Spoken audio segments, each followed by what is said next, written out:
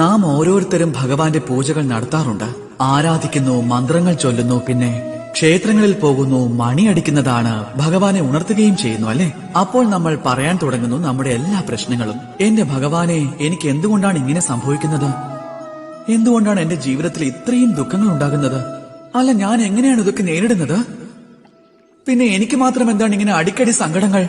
എന്റെ ഭഗവാനെ, ഞാൻ എന്താണ് ചെയ്യുക? എന്നെ ഒന്ന് സഹായിക്കൂ, എന്തെങ്കിലും മാർഗം കാണിച്ചു തരൂ. വന്നാലും ഞാൻ നിങ്ങളോട് ചില ചോദ്യങ്ങൾ ചോദിക്കാം. ഈ ക്ഷേത്രങ്ങളിൽ പോകുവാനായി നിങ്ങൾ തയ്യാറാകുന്നതിന് മുൻപ് നിങ്ങൾ നിങ്ങളാൽ കഴിയുന്ന രീതിയിൽ സ്വയം ഒന്ന് പരിശ്രമിച്ചു നോക്കിയോ? അതായത് ആ ദുഃഖത്തെ തെല്ലെങ്കിലും ഇല്ലാതാക്കുവാൻ കഴിയുന്ന രീതിയിൽ. എന്റെ അടുത്ത ചോദ്യം, ഭഗവാനെ ഉണർത്തുന്നതിന് മുൻപ് എന്താ നിങ്ങൾ സ്വയം ഉണരാൻ ശ്രമിക്കാറുണ്ടോ?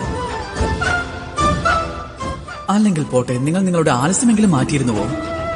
ഇനി എന്റെ മൂന്നാമത്തെ ചോദ്യം, ഭഗവാനോട് ചോദിക്കുന്നതിന് മുൻപ് നിങ്ങൾ സ്വയം ചോദിച്ചിരുന്നുവോ നിങ്ങളോട് തന്നെ, ഞാൻ എന്തുകൊണ്ടാണ് ഇങ്ങനെ പരാജയപ്പെടുന്നതെന്ന്?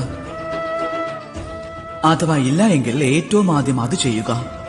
അപ്പോൾ നിങ്ങൾക്ക് എല്ലാ ചോദ്യങ്ങൾക്കുമുള്ള ഉത്തരം ലഭിക്കും, എല്ലാ ദുഃഖങ്ങൾക്കുമുള്ള പ്രതിവിധിയും ലഭിക്കും.